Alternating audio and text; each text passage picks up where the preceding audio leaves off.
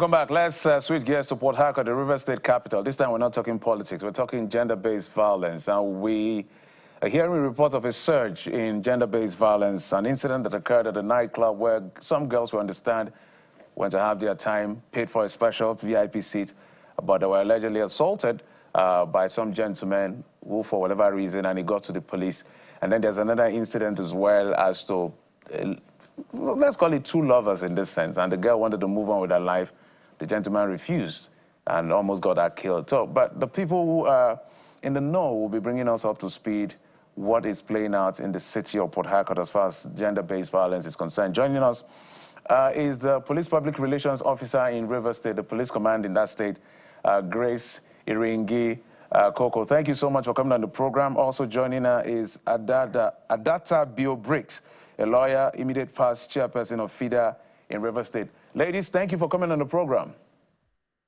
Thank you so much, sir. Good morning. All right, Ms. Grace, let's start with you. You are the police, you get the report. So we had to bring this conversation is at least, we've seen at least 2 cases in just a few days or weeks or so. Maybe you walk us through what played out in the cases you're familiar with and what you think is happening in River State as far as gender-based violence is concerned, which is not unique to River State, by the way, but since we're in Rivers for now. Okay, thank you so much for bringing me to this program this morning.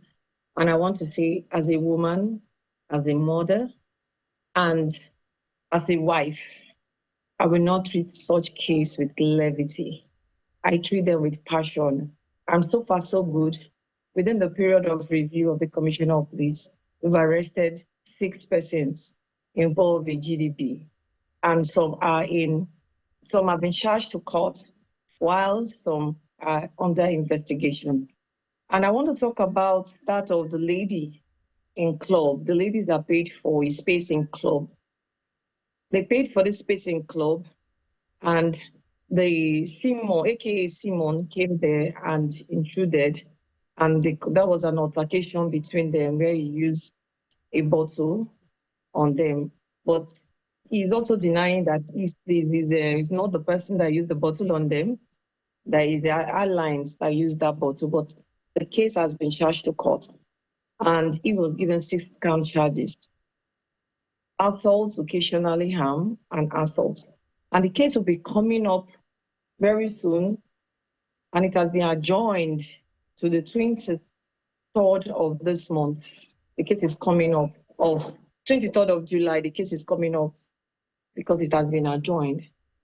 And that of the lady that recently that was trending on social media where her lover used a bottle on her, she was invited to my office. I spoke to her one-on-one, and I felt for her because I'm a woman and I empathize with her. And she explained her ordeal between her male lover, and she was given a statement form to write her statement. Presently, the case is under investigation. And we are also appealing to our lover, male lover, wherever he is. We should also come and also say his own side of the story, what really happened, so that we'll have a balanced reportage when investigating our cases. So let's get a feedback now from your approach to prosecution and efficacy of your prosecution of these cases of gender-based violence from Mrs. Bio-Briggs. How effective would you say the gender desk or the FSU desks are in different police stations or formations in River State? Good morning, first of all. I could say it's actually a very tough one because you can see the police CPR was here. If she wasn't here, I would have told you that if we're doing it on a scale of 1 to 10, we'll give them 6. That's how effective it has been, because we've had victims going to the police station and being sent back. Most times, if this victim, except this victim maybe goes to a lawyer, then you hear that, oh, okay, the things are moving smoothly the way it should. Some of the victims go, I'm not saying it's a general thing, to some police stations, they go to some police stations, and the desk officers will tell them it's a family matter. And we all know that GBV, gender-based violence, it's not a family matter. It's a crime against the society and against the state. So, Ms. Coco, I would like you to respond to that. Okay, I want to respond to that because the Commissioner of Police, which I have, he has passion for women, and he will not treat such cases and sweep them under the carpet. So he will not. So I know that if such cases is reported, we have a human rights section here at the headquarters. And I know some of I even liaise with FIDA. You use their letterhead and they will write petitions and we treat them. So I've not even seen or I've not heard that they have been sent back because the CP has been having meetings with our DPOs and he has been informing them cases like this should be treated with levity.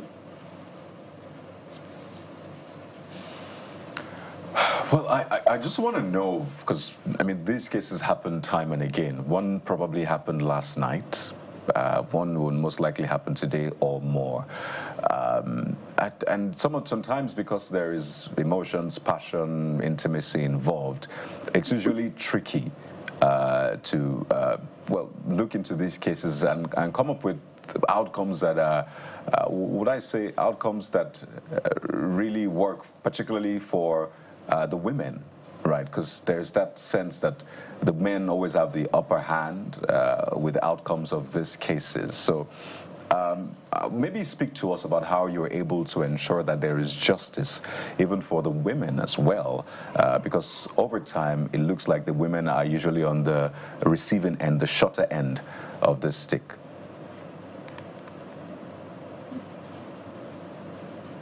Yep. Okay, sir. I don't think you're directing it to me, yeah, sir. Yeah, Mr. Irunge Koko, please go ahead. Oh, okay. We all know that women are the weaker vessels, and they should be treated with love and passion. And if cases like that are reported to us, we hold them with utmost, we treat them that the cases, people will hear the feedback out there in the public. Hope I get what you just asked because you're breaking over here, so I can't really get what you just said. The right protection, because I mean, hello, can you hear me? I can hear you. Can you repeat what you just said? I just want to be you're breaking right. I just want to be clear that the women get the right protection, the right emotional support. Well, the men should as well, but we know that the women are usually at the receiving end. So what kind of protection do they get after they've come to report? Because a lot of them would tell you that they do not come out to report some of these cases because they're scared that when they go to the police station to report, that is probably the same police that would tell the guy that, oh, this lady came to report, this is our address or whatever, and that exposes them to more harm. So I just wanted to know what you put in place to ensure the women get protection and they get justice. Again, I'm not preempting whatever cases you would have, but to ensure that the women are protected. Okay, fine. If they come to our station and they report such incidents, we don't bring them out to the public. We hide their identity because that is our #1 priority if they don't want to be known. But if we're talking about husband and wife cases, definitely they will be known. And the wife will have her protection because the man will definitely write an undertaking. If it's a case that maybe he's not assault occasionally harm, if it's just a grade of abuses or threats, he will write an undertaking. And that will be a protection for the woman. Let's take it to Ms. Bill Briggs. The PPR has spoken highly of the police and from where she sits. I don't know what your view is as far as building confidence in the women to be able to report cases. This particular case, about 2 cases that we heard of that made us to have this conversation, is quite important because however the outcome, maybe however it ends in terms of outcome, it will affect the confidence of women to be able to say they believe in what the police can do to defend them and protect them. From where you sit as a lawyer and from your organization, are they doing enough?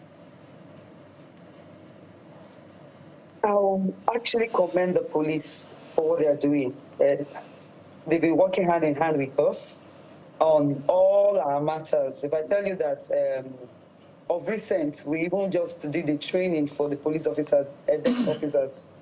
And yes, we still have pockets of such issues. I believe they are reducing because the officers are becoming more aware of what to do. Police actually handle our matters with seriousness when we bring it to their attention. When some of these matters or some of these incidents happen at the police station, we don't allow it end there. We send it up to the authorities, the police management, to know that, look, your officer has done something, and that thing he or she has done needs to be corrected. So when we get to that level, when we have such issues, we scale it up and we allow it. So I think this has also made let's say, we have more people coming up to report. A lot of people are now coming up to reports because they are having more, they believe that, oh, something will be done, something can happen. Yes, sometimes there are some bureaucracy, there are some issues of, I don't want to say it on camera, issues of money things and all that. But it's not as bad as in totally bad, because I still send people to the police station. My most FIDA members, once the first thing when you call us and say, oh, something has happened to me, we tell you, locate the closest police station to your jurisdiction. Make your entry. If you go there and you have issues, then you call us back, and we take it up from there. That way, the confidence of the people, you're seeing that more people are coming up to talk. People are coming up to say, oh, look, I was raped, I was beaten, this has happened in my home and all that. More people are opening up.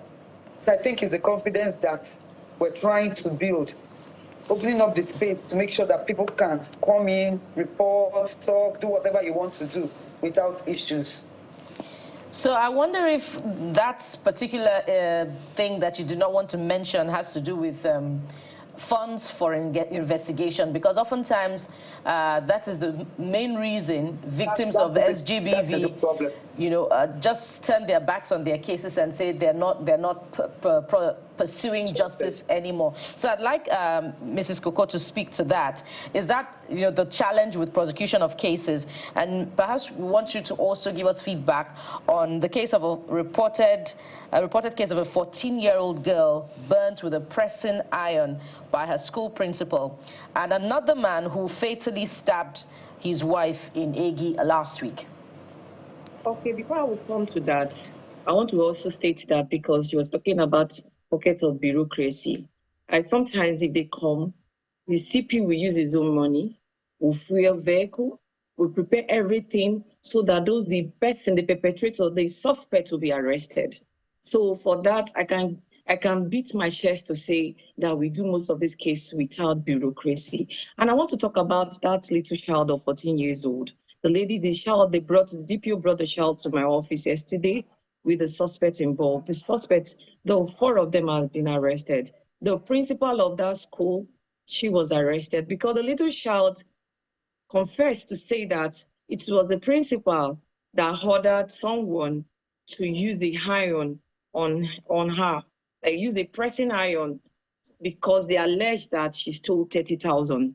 And our grand stepmother, that's what I can use, was the one that took her to the school and asked them to threaten her so that she can say what transpired with her money. So they brought the suspect because the 4 of them has been arrested, and they were brought to me. And we here in River State and the River State Police Command, we don't play with such cases. We have our Child Rights Act. Look at it, the River State Child Rights Law. We also have this, and these are the ones we use when we are doing our prosecutions. And we also have the Child Rights Law, which is from the federal, the Child Rights Act. So you can see that, because definitely that little child will gain justice. And I assure you for that. And I want to talk about the lady that was stabbed. I think that was her husband, because let me use the word, maybe it's a man friend she was living with, but they had children, because he has not officially paid her dowry. and they had this altercation at home when he asked her to give her money. And the money is asking her, this lady she's a trader. She sells fish. So that's her daily business. And that I said to be husband asked her to give her money. And she was saying, I don't have that money you're asking me. You always ask of money. And they have this altercation. He now used the knife and stabbed her. They rushed her to the hospital. And the matter was immediately reported to the division, Ingo division. And the DPO swung into action. And his men, they took the woman to the hospital. And she was confirmed dead by the medical doctor on duty. Meanwhile, the man has been arrested. The suspect has been arrested. The case has been transferred to state CID while investigation is ongoing. All right. Well, it's just sad to see and very painful to hear some of these stories, but we hope that the police and FIDA and everybody which is a stakeholder in this space will do more to protect our women. That's the responsibility we all have. But we must thank you both for coming on the program. Adada Bio Briggs, a lawyer, immediate past chairperson of FIDA in River State, as well as Grace Iringe Koko, PPRO, River State Police Command. Thank you both for coming on the program. Thank you so much. Thank you so much. Thank you for having us. Absolutely.